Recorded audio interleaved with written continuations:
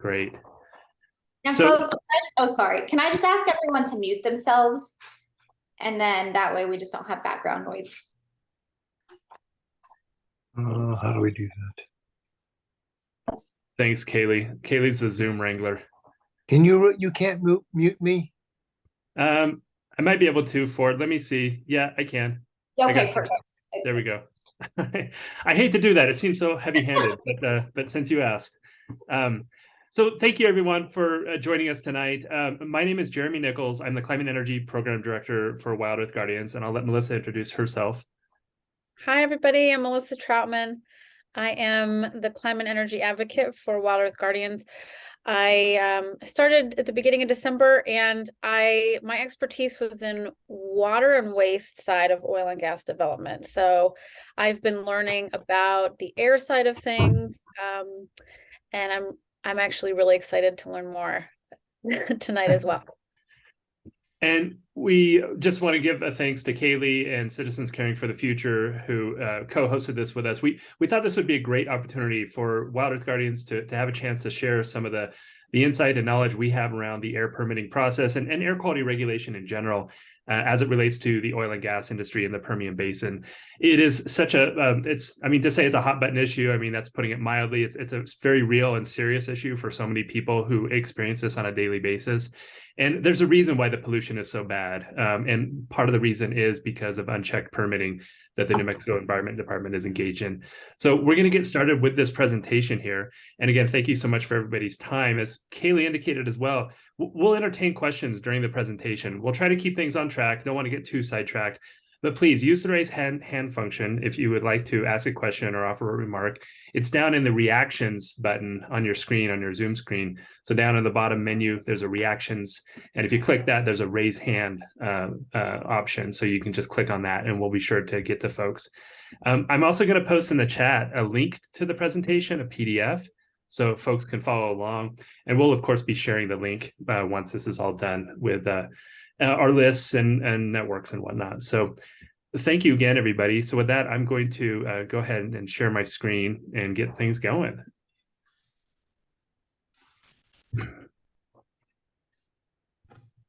So hang on just one second.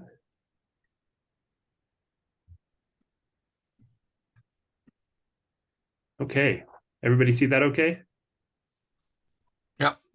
Great, thanks everyone. Okay, so I want to talk about air pollution permitting in the Permian Basin.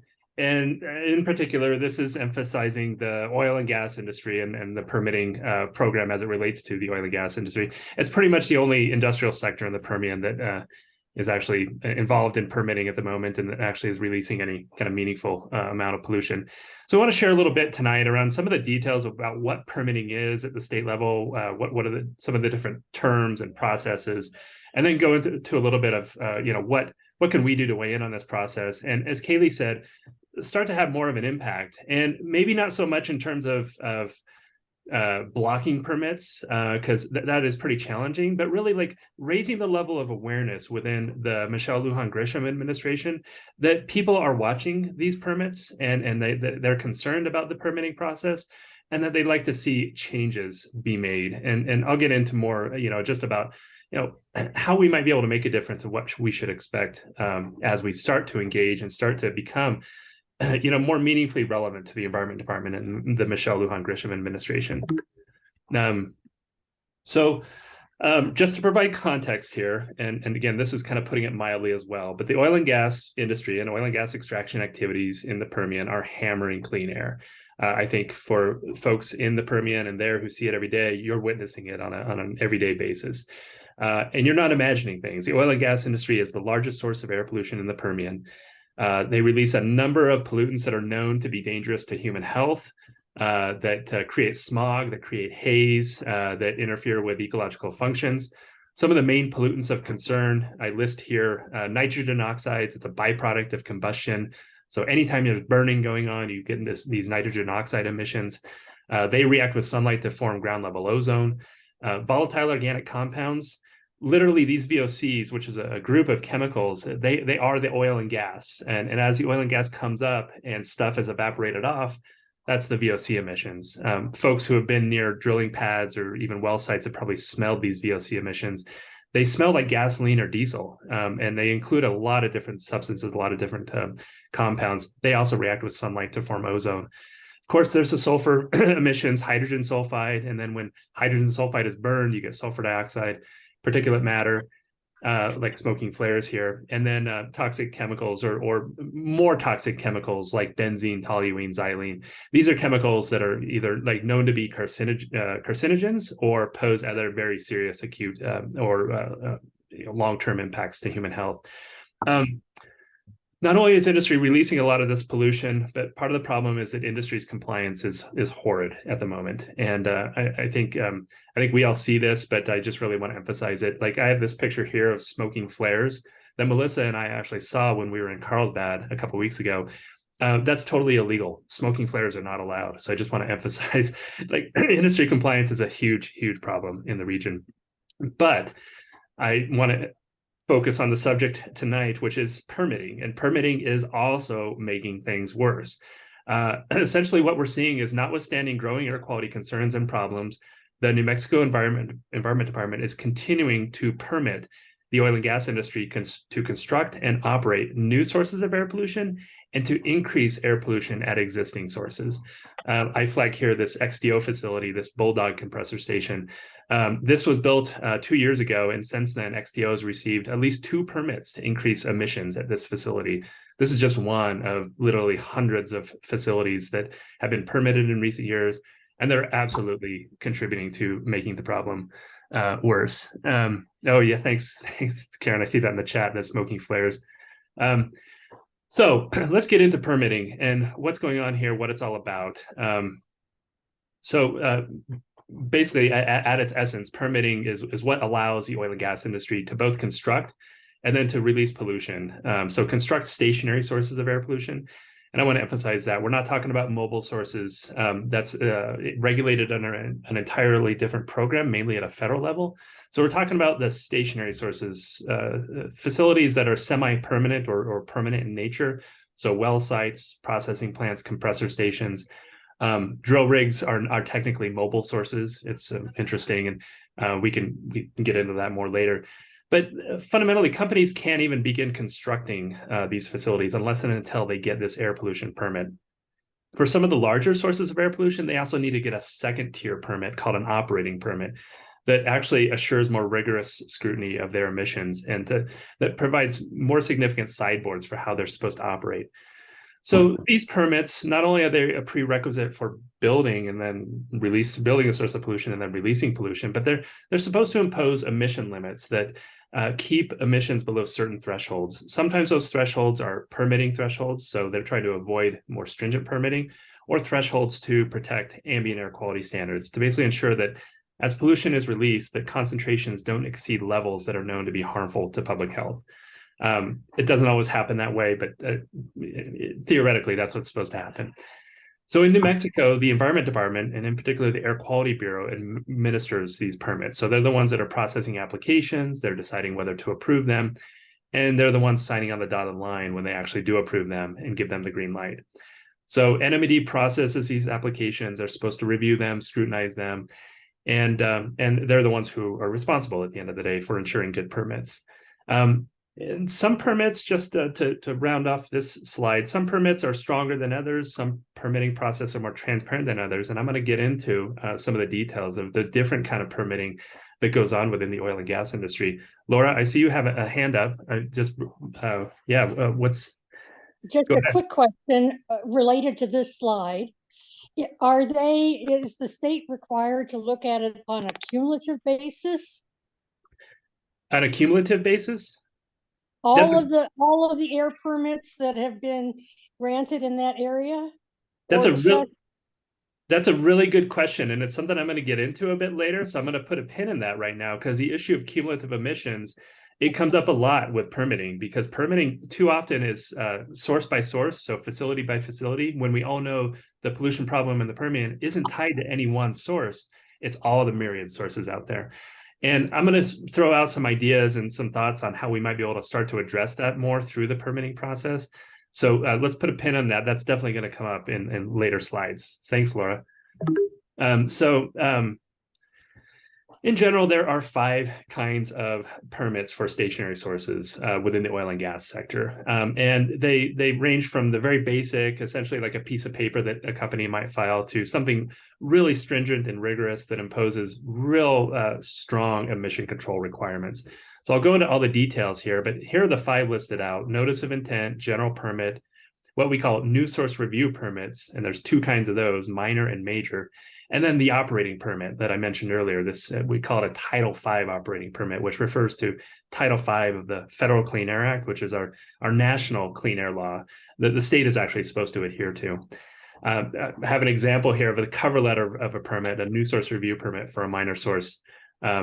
These permits, they vary in substance and the amount of process that goes into that, and I'll go into that starting now. At the basic fundamental level, we start with what are called notices of intent. These are essentially, they're not technically permits. All they are is a notice that a company files saying, hey, we're building this source of air pollution, just wanted to let you know.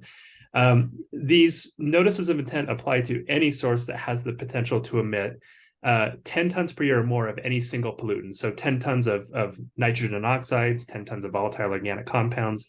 That triggers this notice of intent requirement. So it actually technically applies to every source, but there are some sources that don't exceed certain other thresholds for permitting. And so some sources, all they're required to do is submit these notices of intent. And we call them notice of intent sources. And I'll explain what some of the other thresholds are in future slides, but this is the basic. And for most companies, most companies really try to just stay at this notice of intent threshold. A lot of well sites, I have here an example, some EOG wells that are subject to notice of intent requirements. They emit more than 10 tons per year, but lower than other permitting thresholds. And these notices of intent, it's a very non-transparent process. We don't know when the applications get submitted. NMED doesn't tell us. There's no public notice at all, no opportunity for comment. So these basic permits, I mean, I'm flagging them just so people are aware, but unfortunately, there's not a lot of transparency around this process, which I'll flag later as something we may want to start bringing up as we are afforded opportunities to more formally weigh in on permitting processes. So the next one I want to get into, we're kind of going up from like very basic permits to the most rigorous permits. And the next tier is what's called a general permit. And there's actually a special general permit for the oil and gas sector. And by general permit, I mean, there's a single permit, just one permit, but companies can apply for coverage under this general permit. And with this oil and gas permit, there's all manner of facilities, compressor stations, tank batteries, processing plants that if their emissions fit within the thresholds here, they can just apply for coverage. It's a very streamlined way of being permitted by the Environment Department. Fundamentally, the thresholds for getting a general permit are basically if you emit above 25 tons per year of any individual pollutant or less than 95 tons per year. So there's that window there. And so you can kind of see here that, as I mentioned, the notice of intent sources, they are sources that emit above 10 tons per year, but you can see those notice of intent sources don't trigger more stringent permitting unless they get above 25 tons per year. So again, that 10 to 25 tons is where a lot of notice of intent sources exist and where industry avoids a lot of scrutiny and attention. But even with these general permits, unfortunately, there's not a lot of transparency and not a lot of opportunities to scrutinize the applications that are submitted. Certainly, they have to submit more than the notice of intents. The general permit applications are fairly detailed. They have a lot of emission estimates and calculations, but companies aren't required to provide. People can mute, would be great. There's no public notice provided when general permits are registered for, when companies seek coverage under general permits, and there's no opportunity for public comment, or at least formal opportunity for public comment. I'll explain a bit more in future slides. One thing that companies are required to do is that if they do intend to apply for general permit coverage, they do have to publish a notice, a legal notice in the newspaper. Those notices can also be accessed online. But unfortunately, that's the only notification that comes when companies are seeking general permit coverage. For a lot of industries development, this general permit is very ideal for them. They want to try to get that. They want to avoid scrutiny, but they can't keep their emissions below 25 tons per year, so they just apply for this general permit. I have an example here. This Oxy facility is a central tank battery, or CTB. This facility, if they weren't controlling emissions, the VOCs, the volatile organic compounds, would be in the thousands of tons per year. But they're using controls to keep emissions below the 95 tons. And so they qualified for a general permit. But it's pretty shocking the size of facilities that are subject to this streamlined permitting: large tank batteries, compressor stations, and processing facilities. So that's the kind of the second tier. As industry builds bigger facilities and has the potential to emit more pollution, they become subject to more stringent permitting requirements. And we get into what's called these new source review permits. And new source review permits apply to two categories of sources: minor and major. And I'll explain what major is after this one. This is minor sources. Minor sources are any source that emits between 95 and then 250 tons per year of any pollutant. So above the general permitting thresholds, but below the major source permitting thresholds, which is 250 tons per year. And these permits are unique permits. They're written up specific to the facility. They're not the general permit, so there's no general terms and conditions. They require a higher level of analysis from companies who submit applications for these permits. NMED does conduct a more rigorous review of these permits because they are bigger and the potential air quality impacts are more significant. But most importantly, once we start getting into the new source review permits, then there are actual formal opportunities for public comment that are provided. So notices have to be published, formal opportunities for public comment have to be provided, and there's also an opportunity to request a public hearing around these permits. And I'll explain more what that means later in the presentation. All that's to say, there is more transparency around these new source review permits, which is good, at least good in terms of our ability to weigh in and make a difference. But of course, these are bigger sources of air pollution too, so the stakes are often much higher. Industry still does try to avoid these new source review permits because of the level of scrutiny and transparency involved. I'll just say, and this will come up again later, but industry really tries to game the system such that they, at least on paper, keep their emissions below certain thresholds to avoid scrutiny and to try to move forward as quickly as possible to get their permits and build their sources of air pollution. It's a big problem, and it's something that we need to keep in mind as we are trying to find ways to weigh in and make a difference around these permits. Joan, you have your hand up? Yeah. So basically you're saying that there doesn't really, this doesn't really work because the companies really are doing some illegal figuring, saying we're going to be below a certain tons, so they get by with it. Is that it? It is an issue. And yeah, I'll go into that a bit more when I'm going to throw out some ideas for how we might be able to start to weigh in and attack that issue. But yeah, from what we are seeing, industry definitely comes up with some creative accounting to quote, demonstrate that its emissions are low enough to avoid the more rigorous and the more stringent permitting requirements. It is a big problem right now. Thanks, Joan. And so now moving on, the major source, new source review, major source permits. Again, as I mentioned, the major source threshold is 250 tons per year of any pollutant. So you got to be a big source of air pollution to exceed that threshold. And these permits are subject to the highest level of scrutiny. And there's actually more concrete requirements for how companies are supposed to address their emissions. In fact, there's certain requirements like best available control technology that applies. So companies have to use the best technology that exists to keep their emissions in check. These are subject to modeling, a lot of public scrutiny. There's opportunities to provide comment, and there are public hearings as a matter of course around these permits. These apply to the largest facilities. So refineries, I have here the Artesia refinery, very large gas processing plants. But again, and I'm kind of stressing this, and you're kind of seeing a theme, like industry tries to avoid these major source permits at all costs. They try to go to great lengths to try to avoid these major source permits because they're costly, they're time consuming, they have to deal, God forbid, with the public. and they don't want to do it. And so, but I'm flagging it here because sometimes these do come up, and it's important to realize that these are also important opportunities for us to scrutinize very large sources of air pollution. So I'm going to get to the final one, which is these Title V operating permits, which these are kind of a different permit, but they're very relevant and very much something to keep an eye on. They govern the operation of facilities that have already received a permit to construct and pollute, but they apply to the larger sources of air pollution. The threshold for these Title V permits is 100 tons per year of any single pollutant. And Title V, it's interesting, it was actually put in the Clean Air Act in the 1990s, and it was meant to ensure that the largest and potentially most threatening sources of air pollution were subject to a heightened level of scrutiny when it came to their everyday operations. So these permits are supposed to impose more rigorous monitoring requirements, record-keeping requirements, and reporting, and overall are supposed to ensure that on a 24/7, 365-day per year basis that these facilities are complying at all times.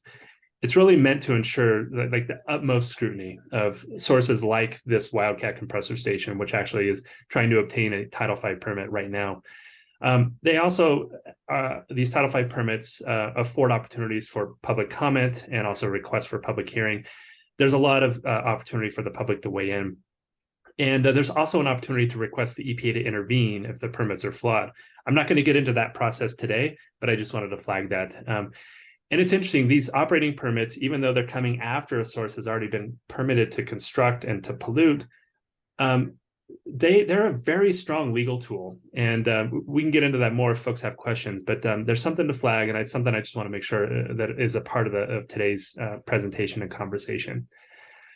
Okay, so we went through those 5 types of permits, and I shared with you some of the basics behind them. There's obviously a lot of details, but we don't have time to get into everything today. But what I really want to be able to focus on is, okay, what do we do with all this? Where do we make a difference? We know that permitting is going on. Just so folks know, the Environment Department is permitting. I mentioned the general permits and the notices of intent. Those are the most frequently approved types of permits. And I would say there's probably about 10 per day that are being approved by the New Mexico Environment Department. It's really shocking and astonishing, but it's every day we look at the pending permit proposals, there's a whole batch of new permits before the Environment Department. So it's really important, what can we do? Joan, go ahead. Could you repeat that again? Is that 10 a day for new source, minor and major, or both collectively? So I was referring to the notices of intent, the notice of intent. Oh, the notice of intent. Okay, yeah, great, thanks. And then the facility seeking general permit coverage. So kind of the 2 most basic streamlined forms of permitting. NMED is approving around 10 of those per day from what we can gather from their data. So that's a lot. And these notice of intent sources, like I said, they're smaller, they're like well sites. But as we've seen the pace of development in the Permian, I mean, that kind of tracks. There's a lot of wells going in. There's right now there's over 300 rigs operating in the Permian Basin. So a lot of new sources of pollution coming online every day. So what do we do? I'm going to flag first the more formal opportunities for weighing in and making a difference on these permits. As I mentioned earlier, the only permitting processes where there's an actual formal public comment period are these new source review permits and the Title V permits. That doesn't mean we can't do anything with the other permits, and I'll get into that in the next slides. But I want to focus on these formal opportunities because that's where we really want to focus on weighing in and trying to get the Environment Department's attention. The notices that are provided, I mean, I'll just flag the notice requirements are fairly limited. Notices are published on the public notice page, this New Mexico legal notices, and there's a link in the presentation you can click through if you've opened it up. At least I hope it works. And if the PDF doesn't have active links, I'll change that. So there are legal notices posted online, but you've got to go and actually actively search for them. They are published in the newspaper, so like the Current Argus. There's also the Haas paper that publishes notices at times, but if you don't have a subscription, if you're not reading it on a daily basis, you might miss them. There's also PSAs that are required at times, PSAs in either on TV stations or in on radio ads, but we're not even sure that companies are actually doing that. Joan, you have a question? Yeah, what is the geographic radius that they have to publish that for the public within? Yeah, so that's a really good question, because it's not so much of a geographic radius as it is like, what's the nearest community with like a newspaper? And there are requirements for notification to nearby property owners, but the radius there is like 200 feet. So, unless you live within 200 feet of these sources, you're not going to be given any direct notice. And as we know, in the Permian, where there's a lot of public land, where there's not a lot of residents, there's not a lot of people living out there, it basically means that the only way companies are providing notice is through the newspaper. There are also notices posted on NMED's webpage, and I have a link here, but I also, in later slides, I have a list of resources. It's not the most user-friendly webpage. You open it up, and then you have to click by county to see what facilities might have permits out for comment at the moment. Anyway, all that's to say, like, those notices are posted. When notices are posted, the public has 30 days to comment. You can comment by email or PDF or a written hard copy letter. The notices all provide the point of contact that you should send your comments to, or if you have questions to interact with. And I have this at the last bullet, but I probably should have put it at the top, that whenever you see a notice for a permit and you're concerned and want to weigh in, the first thing you should do is request a copy of the permit and what's called a statement of basis from the New Mexico Environment Department. They never provide the draft permits up front. They make people request them. It's an unfortunate practice of theirs and something we need to change. But if you do want to actually read the permit, that's something you have to do, is request that from them. So keep that in mind as you might see notices come out. Yeah, Laura, go ahead. A question about this process you're talking about, because I'm confused now. Is the permit actually granted before the public can weigh in? No, sorry, I wasn't more clear. These are draft permits. So whenever the New Mexico Environment Department proposes to approve a permit, they first have to solicit the public comment and then respond to any comments before they actually take final action on the permit. So these are draft permits. Okay. They haven't been approved. And so these public comment opportunities are our chance to try to weigh in and perhaps have a chance of either getting a better permit or maybe even, maybe even stopping a really bad harebrained development scheme. But I don't want to get people's hopes up too much, because we're up against an industry and an agency that definitely is dead set on getting these permits cranked out. So here have okay, great. Thanks, Kaylee. Awesome. Links work. What should we put in comments? If you do see a notice and you want to weigh in on a permit, what is going to help make a difference? And I do just want to be upfront. Like, we're not going to stop these permits by weighing in, but what we will do is we'll start to build a record of public concern and growing sentiment that these permits are not helping air quality in the Permian Basin. And it starts to increasingly put the Environment Department and the Michelle Lujan Grisham administration in the hot seat. And they need to be feeling it. I will say right now, they don't hear from the public. And it's largely a function of their really poor public notice and public outreach efforts. They're certainly mostly to blame. But it's also something we want to try to change too. We have some control here, hence this presentation tonight and providing folks with these resources. So when it comes to providing comments, whether it's like an actual formal comment letter or just a quick email to the point of contact, I just have to stress, keep it simple. You don't need to go into all the technical detail. You don't need to be an expert to weigh in on these permits. So don't ever think that. Even though these permits do contain a lot of technical information, a lot of jargon, they're not meant to only require feedback from scientists or people who actually have that expertise. Air quality is a pretty straightforward matter. We deserve clean air. We know clean air. We want clean air. It's really important, even to get some general comment like we oppose a permit or the application should be denied. That's a reasonable form of comment. And so keep it simple. Don't get too bogged down by all the details. But if you do want to focus on some areas in these permits to weigh in on, what I really want to throw out are some questions you might want to ask yourself. One, is there sufficient monitoring to assure compliance with the emission limits? This is a frequent problem with permits where they'll have a limit, but then maybe either no monitoring or really inadequate or too infrequent monitoring. And I always compare this to like a speed limit. Yeah, you can set up a speed limit sign But unless cars have speedometers, you're never going to be able to assure that the cars are going to meet that speed limit. And so you want to make sure that these permits have the speedometer, have the means of assuring that companies can track whether or not they're meeting their emission limits. And that's something to look at. That doesn't require like a big thorough tear down of the permit, just something as you're skimming, you might want to keep your eye out for. And then again, has NMED analyzed cumulative air quality impacts? This came up earlier in the presentation. And this is a big, big problem where NMED, as they issue these permits, they're very focused on just that one source.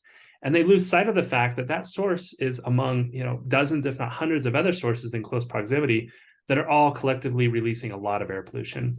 And NMED frequently overlooks that fact and frequently just looks at that one source and comes up with some very cursory conclusions on what they think the air quality impacts of that source might be.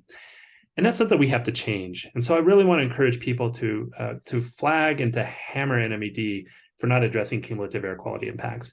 It's something we need to start to, it's a drum we need to start beating more frequently and more loudly. So that's something to put in there if you are writing a comment letter.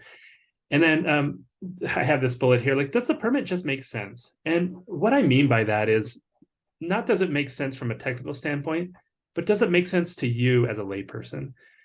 Because a lot of these permits are written in such a way as to be purposely confusing. And as I mentioned earlier, you shouldn't have to be an expert to scrutinize and to provide comment on these permits. If it's confusing, say so in your comments. The Environment Department needs to hear that. If you don't understand some of the words and some of the phrases, say that in your comments.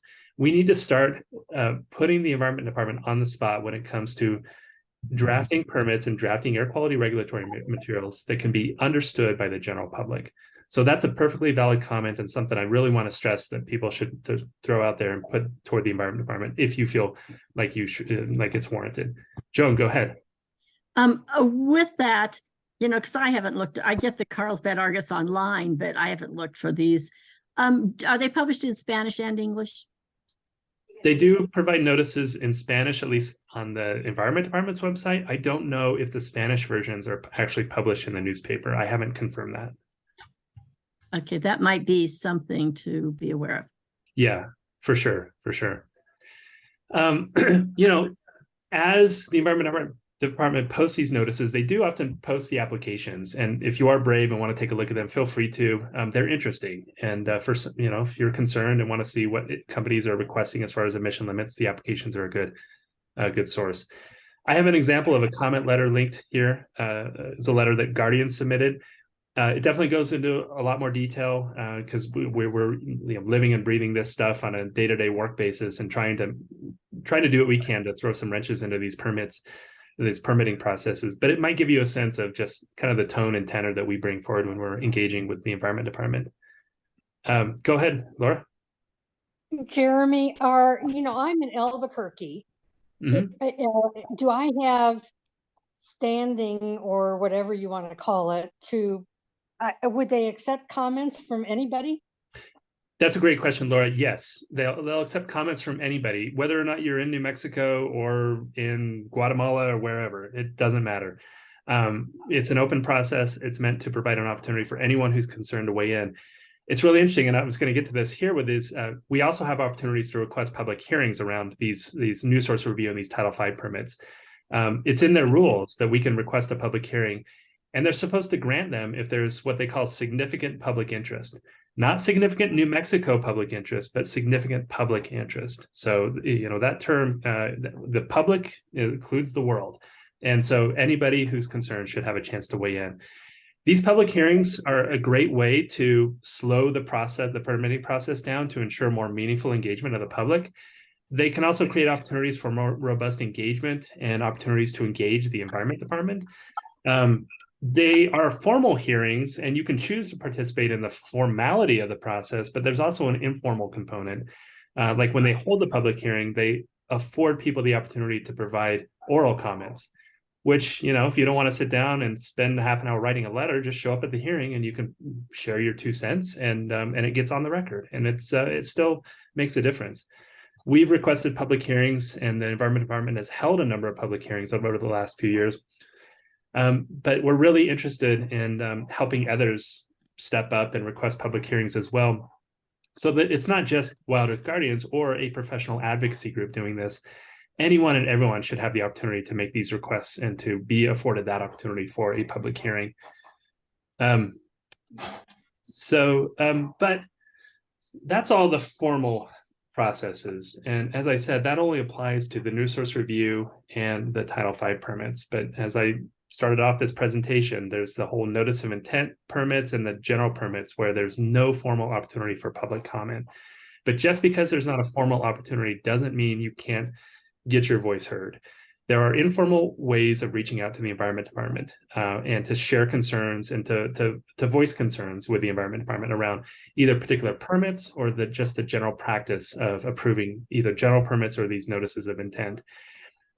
While they're not subject to formal comment opportunities, that doesn't mean you can't say something. So, and as I mentioned, because little notice is provided, we are kind of at a disadvantage, but there are some notices provided. Like for general permit registrations, companies actually do have to publish a notice of intent to apply for a general permit. It's not a technical, it's just, hey, it's like XTO saying, hey, everybody, just so you know, next week we're going to submit an application. That's still a notice that comes up. And if you see it and if it raises red flags for you, say something to the Environment Department. And I have a list of some official contacts at the end of this letter. And a lot of these permits that are under review, they will have points of contact. There's a website here that I put. It's a list of pending permitting actions. And for all the general permit applications or notices of intent that are pending before the agency, they list those and they have the contact, the staff contact. So you can go into this spreadsheet, see which staff is responsible for it. And if you're concerned, send an email to them. Let them know that you're concerned and you'd like to be either kept in the loop or have a chance to have a conversation with them about these general permit applications or notices of intent. One thing I want to stress is liberally copy other officials. Send a note to the governor, send a note to the Environment Department Secretary, James Kenney. Make sure that we're looping in people besides just the Environment Department staff. The staff are important to reach out to. They're there, but we also need to obviously elevate this at a political level. And so that's important. And overall, it's really important for the Environment Department to start hearing regularly from people. You may not get responses back. I'm going to caution you. They're not the most responsive agency. We got a lot of work to do with them. But if like on a daily, weekly, maybe even daily basis, they start to hear from 2, 5, 10 people that they've never heard from before, they'll start to realize, holy crap, we got to start to rethink things. And we need to find ways to be more responsive. And I think it will help us start to make progress in slowing down the pace of permitting in the Permian and getting more accountability to our specific concerns over cumulative impacts and a lack of public notice and public engagement. Kaylee, go ahead. Oh, you're muted. Sorry about that. Would it make sense to copy leaders like in the federal delegation or not really? I could. I wouldn't say no. I was just curious if that would. I think it could help. I think we're crying out for help here, and I think we do need to get it out beyond just the staff. We need to get to people with some political power and political connections. Joan. Yeah, this is we don't work at this 24/7, and this is a lot. Would it be strategic to choose some companies maybe that seem the most violators, or where there's a growing density of permits in a certain area and focus on that, so it's not so it might be more possible to get people to have an impact? Yeah, and absolutely. And I think that's a great subject for follow-up conversation with folks, because we have covered a lot of ground here, and this is really overwhelming. I totally get that. So what can we do to make this more manageable? And I agree, Joan. Looking for some opportunities, either density issues, company issues, or even just, a good opportunity that comes up. One thing I'll just share is there was a new source review permit that came out for comment recently for a company to expand a gas processing plant in south of Carlsbad, that Roadrunner gas plant. Right. And we got out an action alert to folks. And from what we have heard, NMED received over 3,000 emails. And that was great. We want to try to rattle their cage and get their attention. And there aren't a lot of those new source review permits that are coming out for comment. As I mentioned earlier, industry tries really hard to avoid the permits that require a higher level of scrutiny and transparency. So when those opportunities do come up, let's pounce and let's make sure we're sinking our teeth into them and really, tightening the screws in the Environment Department. So that's another way to kind of strategically manage the challenge that we have before us. Mm-hmm. But the one thing I was going to leave everybody with tonight is perhaps, we do some follow-up presentations and webinars to really drill down into, a comment letter or, how to assess, what's before the Environment Department and figure out where we might want to weigh in to have the biggest bang for the buck type impact. Because as you know, and as everybody knows, I mean, if we're going to be throwing comments and concerns out over facilities looking for permits in the Permian, we could do that day in, day out and never get anywhere. And so, where do we have that highest impact? Yeah, thanks for that, Joe. And so I have a table here. It's in the presentation. I don't want to go over it, but it kind of gives you just a basic rundown of, the types of permits, the thresholds that apply, kind of scrutiny, what sources, and then the comment opportunities. So that'll be in the presentation. You can access that later. And, I just want to emphasize here in all this that this isn't so much bringing forward the best legal arguments or technical arguments. It's really conveying to the Environment Department and the governor that people are watching, that we're concerned, and that we want things to change, that the status quo of continuing to approve permits and allow these increases in pollution is not acceptable at a time when the Permian is struggling with air quality. Emissions need to be going down. And the way we start doing that is to stop issuing these permits and stop letting industry continue to increase its pollution. So really want to emphasize that is the fundamental goal here. Even as groups like Guardians and others may be looking for legal handles and looking for technical arguments. I think for us all as just like basic people who like clean air and value clean air, like we just want some things to change. So really want to emphasize that. Yes, Joan, I will email the PDF to everybody who joined today. And also here, I'll post it in the chat again, and we'll send it out to listservs and whatnot. So I have at the end of this presentation, and I'm just going to go through the slides because folks should access the PDF to really get all these. But I have a list of resources like legal notice web pages and different websites that the Environment Department has. I have a link to the rules here if you do want to dive into the rules and what's required of the permitting processes. That's there. I have official contacts here, folks who you might want to consider copying as you submit comment letters or reach out to the Environment Department. The secretary and the director of environmental programs are definitely more political positions. So there are people who are worthwhile to loop in. And of course, reaching out to the governor through her comment website. And then, of course, if folks have any questions or concerns, feel free to reach out to Melissa or I, and we'd be happy to chat. We covered a lot of ground today, I know, and if there's anything we can do to provide more pointed direction, more detailed instructions, just let us know. One of the things that we're going to try to do as an organization is, because we're immersed in this, we're dealing with this, we've weighed in, we want to try to flag opportunities for people to weigh in more effectively. And we've shared a few notices with Kaylee recently. We've gotten some action alerts out. We definitely want to keep that up to make sure we don't want to just tell you, go search for the notices, go search for the opportunities. We want to try to provide folks with clear direction on here's an opportunity, so that if you want to weigh in, you can. So that's our goal in all this. Laura, go ahead. Oh, Jeremy, this is excellent. This is really, really helpful. Thank you so much. And I think I saw your press release that you have communicated to the governor, stop issuing permits. We have, yes, exactly. And this is an issue that we've been really pushing on. It's a legal issue where what we've exposed is that the Environment Department, more often than not, includes emission limits in these permits that are sham limits, basically. They're supposed to limit venting emissions. So venting, like if they open up a pipe or something, not flaring, not burning, but just venting gas. And these permits say, oh, if you vent, you got to limit it below this level. It's like 10 tons per year.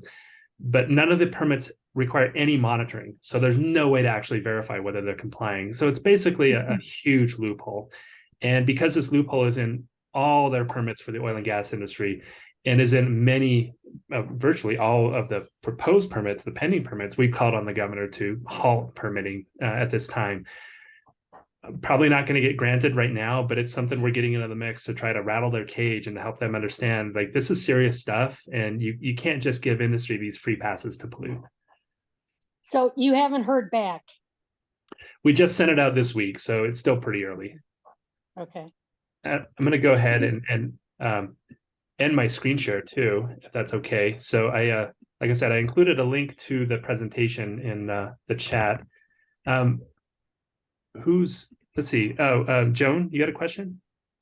Yeah, just something to flag. So IPL's having a faith leader immersion retreat at the end of near the end of March. We're doing the CCFF, and it's an opportunity for us because we always require people make some engagement, and so would love to have you flag, one or two elements that we could get those folks who are just ordinary faith people, some of them are faith leaders, to do something during that, while that, or right afterwards.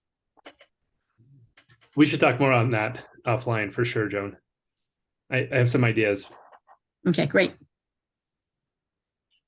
Kaylee, go ahead. I was curious if the EPA were to deem the Permian a non-attainment zone, that changes permitting a little bit, correct?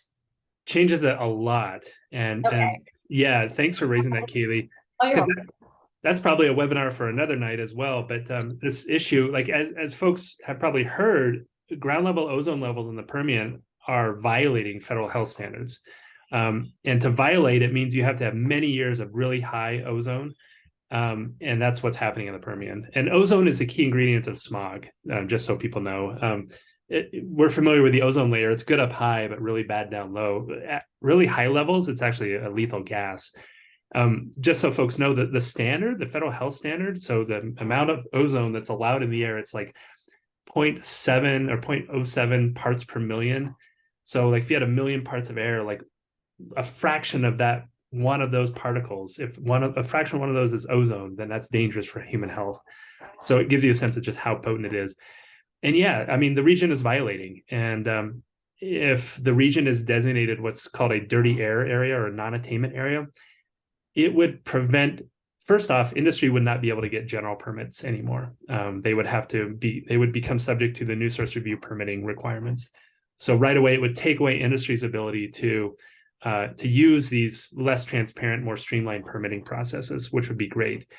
It also would put the brakes on NMED's permitting program in a big way. It wouldn't stop it completely, but it would definitely force them to have to slow down significantly. And that's what we've been asking for all along. There's a problem in the Permian. Stop making it worse. If you're in a hole, you dug yourself in a hole, what's the first thing you got to do if you want to get out of it? Stop digging. That logic, for some reason, is lost on the Environment Department right now. And we all know why, for political reasons. The oil and gas industry is very powerful, but a non-attainment designation would really force them to have to heed that common sense.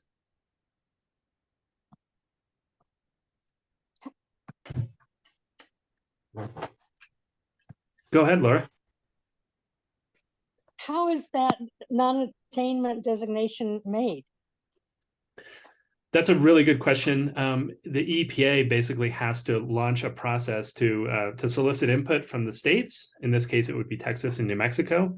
And then they go through a public process where they propose an action and they propose to draw lines on a map, like this is the area that should be protected or designated. And they ask for people's input, and they have to go through a deliberative process, basically what's called a rulemaking process. And that includes public outreach, and they have to build a record. They have to show, like, why does this action make sense? And unfortunately, it takes some time. And I say unfortunately because this is a real health crisis right now. But the federal government and the government in general, they do have to go through a process to ensure they get it done right, and that they're not sued by companies or by Texas and inadvertently slip up. So that's the main thing. They want to go through the process and do it right. And a lot of it is like trying to be good government, but a lot of it is Texas is horrible, and Texas, and no offense to people from Texas or who, you know, we all have a place in our heart for Texas, but they're doing everything they can to do the industry's bidding and to fight anything that would actually protect clean air and to hold industry accountable to keeping their emissions in check. So it's something we're very wary of, and EPA is as well.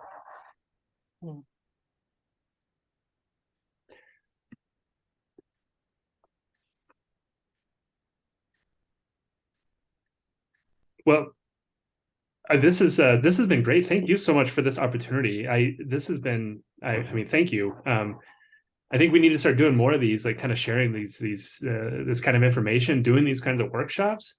You know, I think our goal is to help people feel more empowered about how to weigh in. And you know, I know groups like WildEarth Guardians and others, you know, we're